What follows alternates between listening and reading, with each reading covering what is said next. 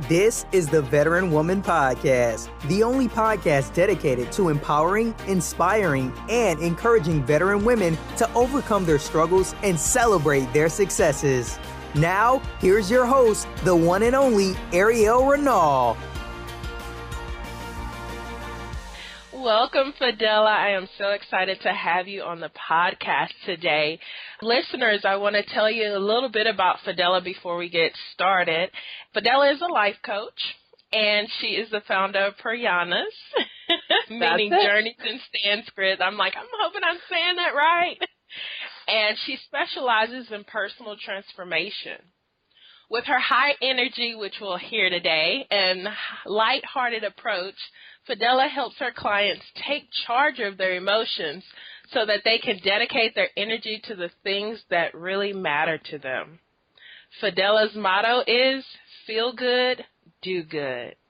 Welcome. Thank you. Thank you so much. And thank you for pronouncing my name the way it's pronounced and my company. I know it was a mouthful, but you did it beautifully. So thank you. I appreciate the intro.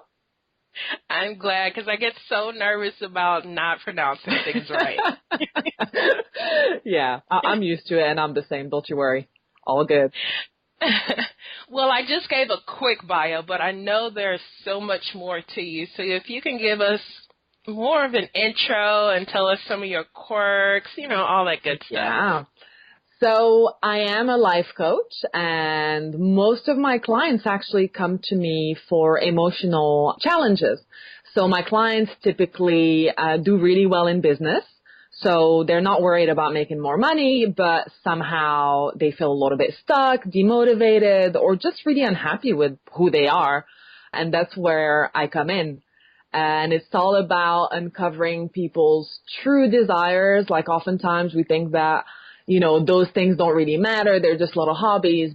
We keep on parking them, but they pop back in, and that leads to, dissatisfaction. And that's what we work on with my clients. So to give you an idea, like a funny one of my clients came to me once saying, hey, I just want to go to the gym.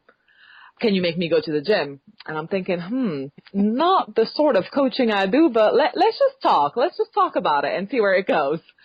And it turns out that the guy, was doing really well. The gym was just a quick fix. It was a 2-day fix, really. But he wanted to contribute towards a cause for refugees, and he's working on it. And that's beautiful. It goes from something like, hey, I don't feel good in my body. Can you make me go to the gym? To something much more meaningful. But you got to be willing to explore and ask the right questions when it comes to that. And my journey is very much like that as well. I mean, if anyone looks at my LinkedIn profile, they're like, what have you been doing all these years? This is a mess. Because it took me time to figure out what I wanted to do. So I touched a little bit of everything, and I eventually got there. I don't think this is my final stop. Life coaching is something I'm really passionate about, but I don't think it's exclusive. I think it will have a few other things alongside, in the future. But yeah, it's a very varied background that I have. So I did anything from chambers of commerce. I worked in a think tank as a researcher. I worked in a charity. I've done consulting. I've sold potpourri when I lived in South Carolina. I've done a little bit of everything. You sound like me. Like people are like, okay, you're doing life coaching. But I tell people, I'm like, if you have something that you need help with, just let me know, because I've done candle making, victim advocacy, life coaching, computers, anything, information technology. So it's this wide range. But to me, that is life. Exactly. If you're truly living life, you're going to experience, different things. Everybody doesn't just go to school and stick with one profession, and that's the profession for the rest of their lives. Yeah. And if it does happen, good for them. That's fantastic. But it's not the only way. Right? Right, exactly. So, I mean, you have people who have gone through 2 or 3 different, major careers, and that's okay. Yeah, totally fine. That's life. Yeah. I think there's this huge focus at the moment on this need to find a purpose. And I talk to a lot of people who are a little bit freaked out, but I'm not passionate about anything. I don't have a purpose. You just need to relax. My purpose didn't come to me just like that. I had to try different things, and eventually I figured it out. But it's just about relaxing into it and just being open. Speaking of purpose, because I'm a life coach as well, yes, and I know that's like a big thing is purpose and passion. Mm-hmm. So, in your opinion, how does a person know when they're not working or living in their purpose or their true passion? To me, it comes with a little bit or a lot of anxiety. So if you're constantly dreading doing what you do, you should probably revisit your options. And what I mean by that is just being in alignment with your values. So you see, when I mentioned the example of my previous jobs, they weren't perfect, but it's only when I managed to find purpose in the little things I did. Okay, fine. This isn't my final stop. Like, I know I'm going to be, starting my own business at one point, but right now I'm here. I'm here right now. How could I make the best out of this situation? And I try and I commit and I do it and it works, and my clients do the same thing. However, there has been a time where I tried my utmost and it just didn't work out. I had nightmares. I lost my appetite. I was really, really unhappy, and not in a victim sort of way, like, oh, they're out to get me. It was genuine unhappiness. I had to leave and move on. I had to. It was for my own health. So to me is, can you improve the situation and make the most out of it whilst you're looking for other things to do? Being curious about the opportunities out there. Can you do that?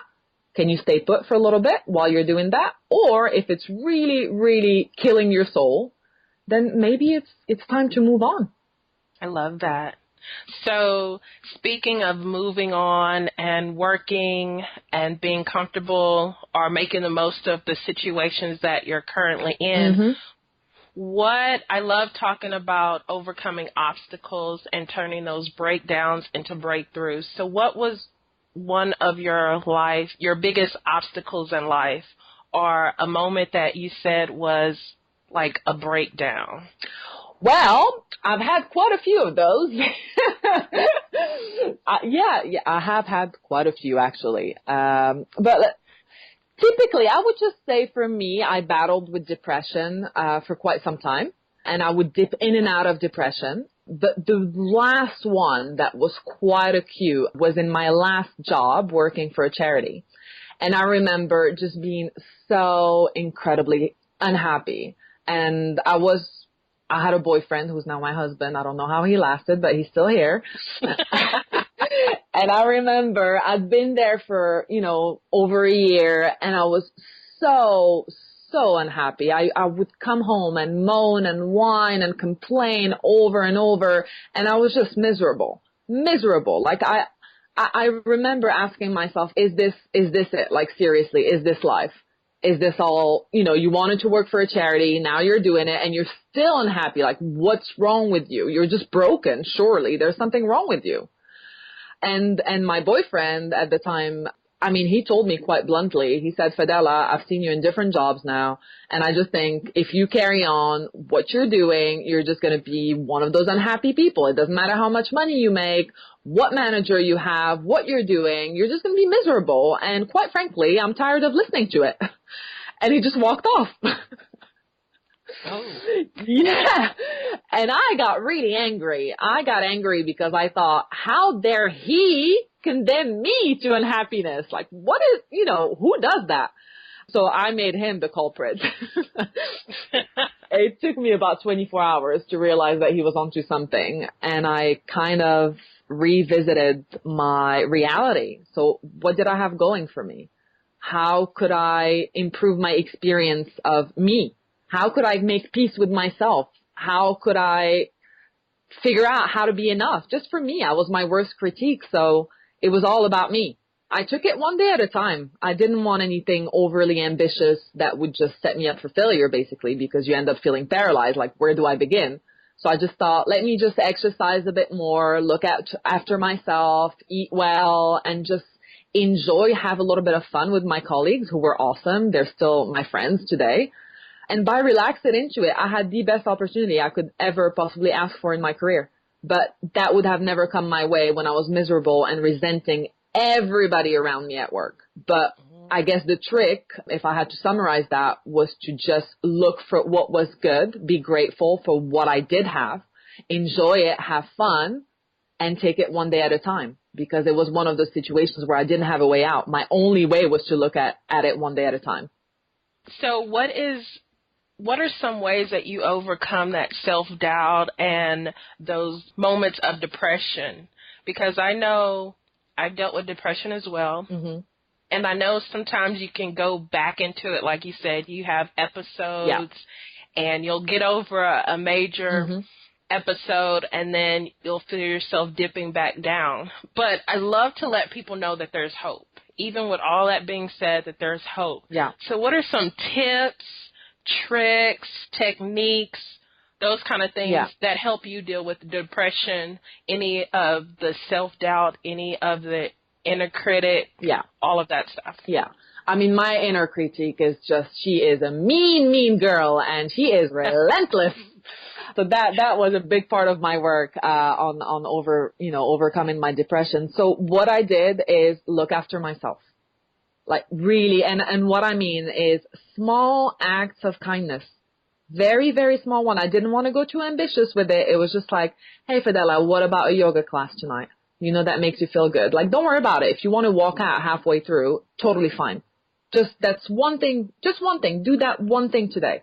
And I would do it and I would feel good. You know, even half an hour after any exercise class. Exercise was a huge, huge instrument in me feeling better about myself, gaining confidence, and just relaxing. There was that. There was also the decision, which was one of my biggest decisions, to stop talking about my depression, because that became an identity. And every time I was talking to family, my mom, my sisters, my friends, it was, poor Fadela, she's depressed. Oh, let's hear about your poor little life. Oh, you poor thing. And eventually in my mind, I started associated being loved and cared for with being unwell. So what if I lose that? Like, who's going to check up on me, right? So I had to give up that story and stop talking about it. And that was really, really, really hard. It's just like, yeah, things are not perfect. I'm working on it. It's going to be okay. So it's not from a denial standpoint, but more from, I'm not going to aggrandize it by fueling it, because every time I spoke about a bad day, I was essentially reliving the bad day. So that exacerbates the negative feelings, right? I love that. Those two things that you just said are very powerful. You exercise, you do something for yourself, like what you said about yoga. Even if you walk out halfway through, at least you went in and you started to do it. And you never know, you may stay the whole hour or whatnot. Yeah. And then stop talking about the depression, stop giving it that energy and that power. Even though you're not denying it, just stop the pity party. Exactly. That's what it is. Exactly. Stop the pity party. But I get it. I never thought of it in that way, as you thinking like, oh, if I stop talking about it, then who's going to check up on me? Who's going to care? Because it is kind of that catch-22. It seems like people start caring and people will coddle you and you're like, oh, okay, I kind of like this. However, that feeling of depression is a horrible feeling. It is. So I never put the two and two together about just stop the pity party. Stop, stop talking about the depression and stop being like, oh, I'm so depressed. Woe is me. You know, you're depressed. You've been diagnosed with depression. And okay, let's fight it. Let's move on. Exactly. I mean, it's not terminal. We all know people who've overcome it. I've overcome it, even though, as a teenager, I thought there was no way out. I mean, I had really, really deep depressive episodes where I had suicidal thoughts as well as a teenager. And I'm still here and strong and happier than I could ever be, but just by applying very basic things, which are my self-care routine, my self-love, and just that self-compassion. And self-compassion to me comes with a bit of a sense of humor. Laugh at yourself. It's not that serious. Come on. It's just life. You might have messed up, but surely there's got to be a funny side and a funny anecdote that's going to come out of this. It's not that serious. Right. And everybody has their skeletons. Everybody has their ups and downs. Yeah. So you're not expected to be perfect. No. And that's such an unrealistic expectation. I mean, I remember for me, It was when I lose weight, I'll find love. When I get a better job, I'll be happy. When I make more money, I'll be more creative. When I'm happier with myself, I'll be nicer to my family. And it was just like, when this happens, and it never happened. It never works. It's the land of when I'm perfect, basically. Yeah, and it's like we worry about what other people think about us, and it's really what we think about ourselves. Because I remember, like you were saying, when I lose weight, I'll feel better about myself. Now I've gained some weight, and I look back on pictures of when I lost a little bit of weight, and I'm like, oh my goodness, I was tiny. But in that moment, I remember when I took that picture, I thought I was still, I needed to lose more weight. It wasn't good enough, yeah. Yeah, it wasn't good enough. So we can beat ourselves up so bad. And it's not even what other people say, it's what we're saying to ourselves. Absolutely. And a nice little trick as well that, I don't know if it's a trick or not, but it's just a sense of awareness. Because we oftentimes confuse our analytical thinking, which is trying to come up with solutions to problems, and our inner critique, which kind of sounds similar sometimes.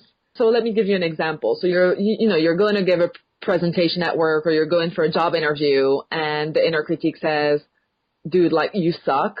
Like, seriously. What are you doing? Look at you. You're just, oh my God, I can't believe you're doing this. You should have lost weight before you went there. You should have prepared more, blah, blah, blah. And you think, well, surely this is deserved. It's not. The main thing with our voice of self-doubt is that it tends to exaggerate everything.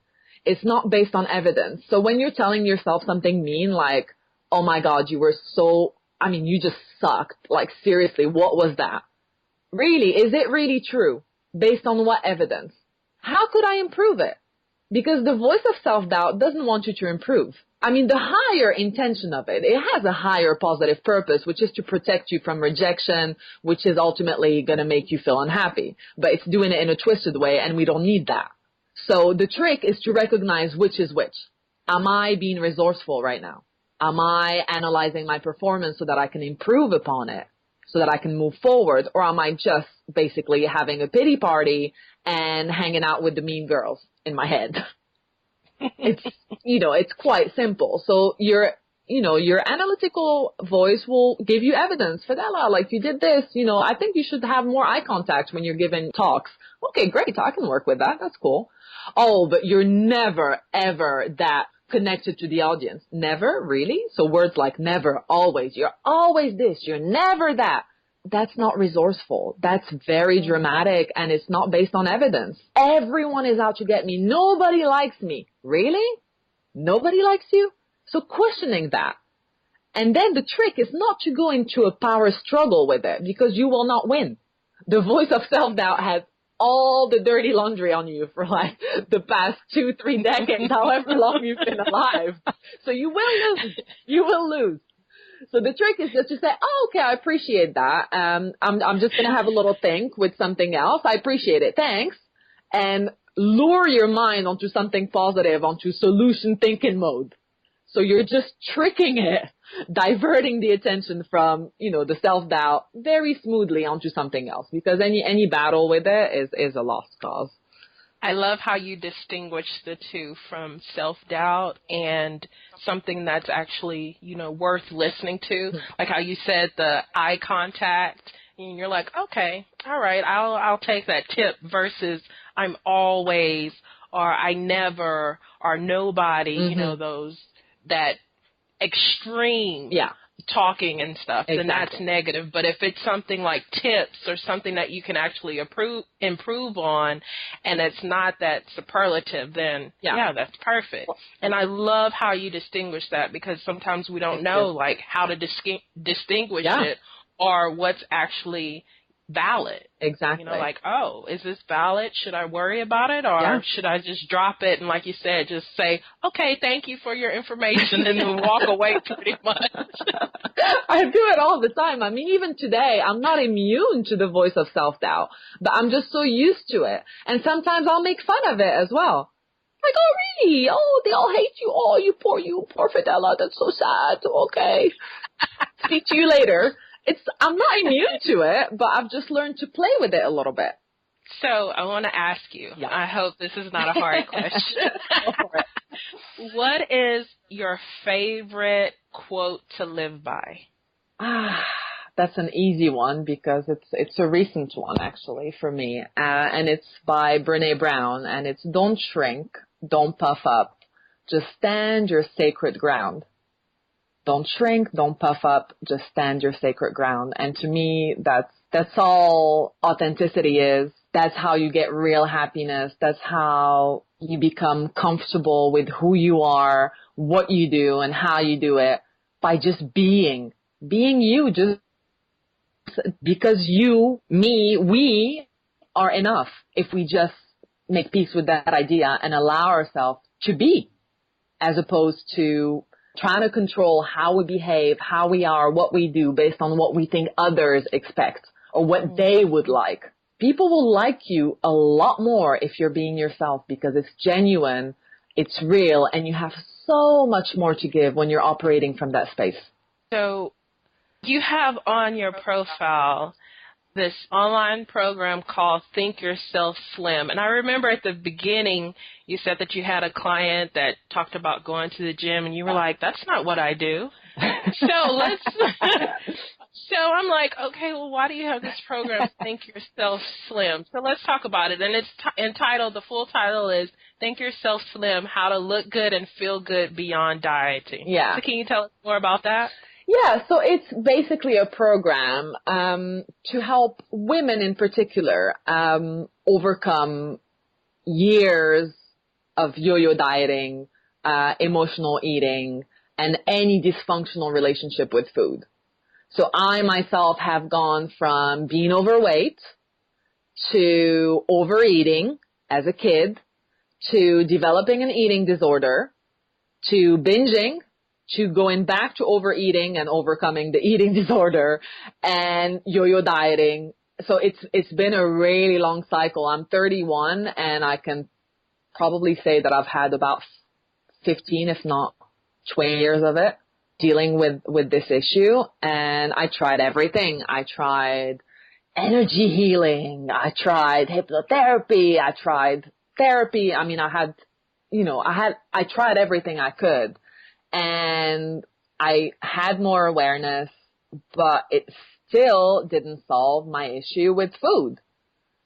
And I noticed that when I had a couple of weeks where food was just food, it was just something nice that fueled my body, gave me energy, something to share with friends, family, people you love, I started to investigate. So why was I okay then? And this week I'm not. Like, what's different about it? And it turns out it's how I felt. So if I was feeling good, if I felt, I had a purpose, if I felt like I was busy, if I was looking after myself, if I was being kind to myself, things were pretty smooth.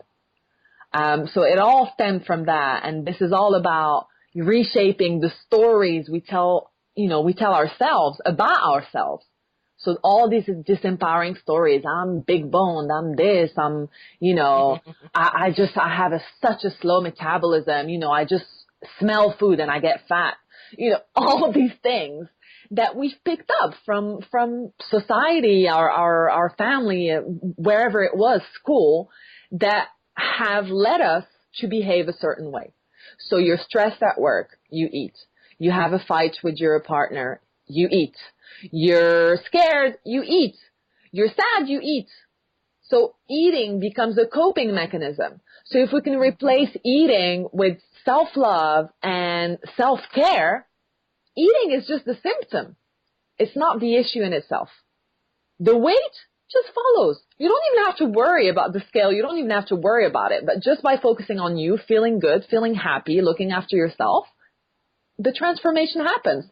But it takes a little while because we've been wiring ourselves to think that way and go on diets for so long. You can't expect an overnight transformation. It doesn't work like that.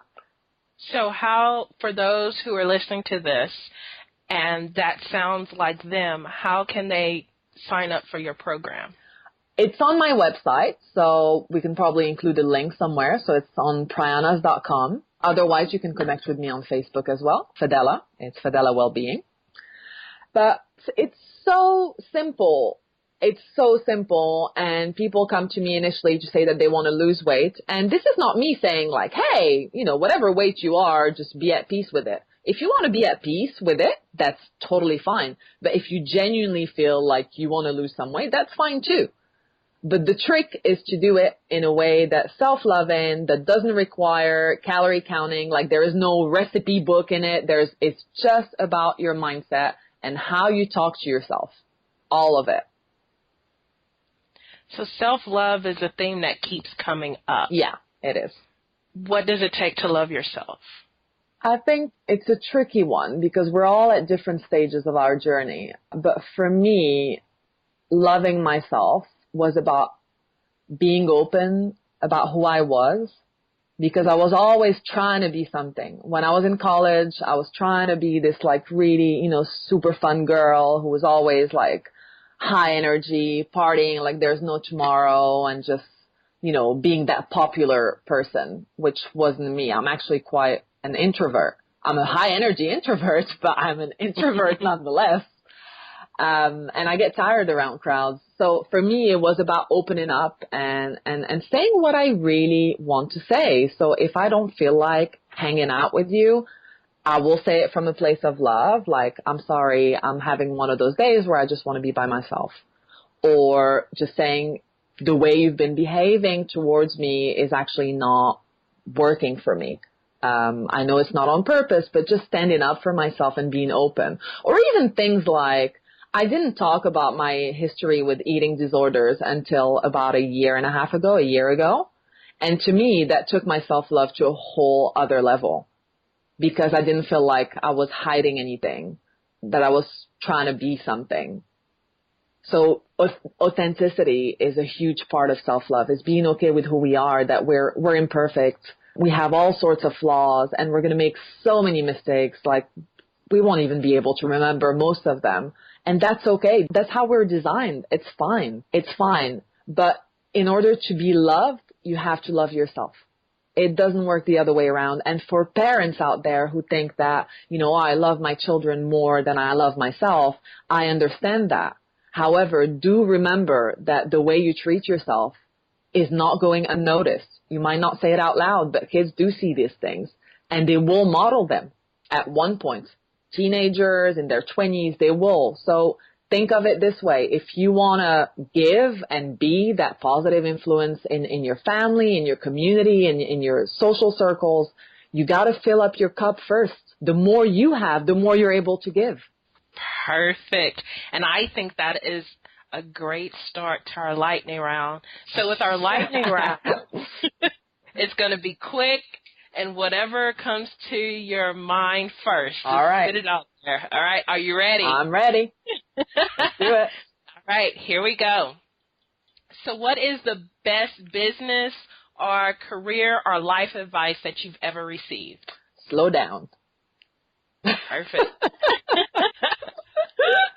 This is like, slow right down, because everything else you're doing, you're scattered, you're all over the place, and you look back at the week that's passed and nothing's happened because, I can multitask and I can do this and I can do that. But actually, I can start a lot of things and finish none of them.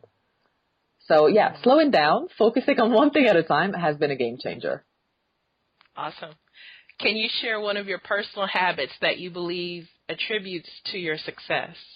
I can be pretty goofy, and I think that contributes to my success because I am fun to be around, and I help others find fun in their own life and not take themselves so seriously. So I think that helps. It's all pretty lighthearted. We have fun. It doesn't have to be hard work all the time. Exactly, because hard work wears us out. Exactly. How are you supposed to keep up with that? I mean, that's boring. And laughter actually releases, endorphins? Yeah. So like the happy chemicals. Exactly. The happiness hormones right there. It's free too. Yeah. I mean, come on. Exactly. It's a no-brainer. Do you have any helpful resources that you would like to share with our listeners that's like, you must have this resource or you must check this out? And you can put in the shameless plug here, too. Yeah. I mean, there are quite a few, but you'll have gathered. I like things that make me laugh.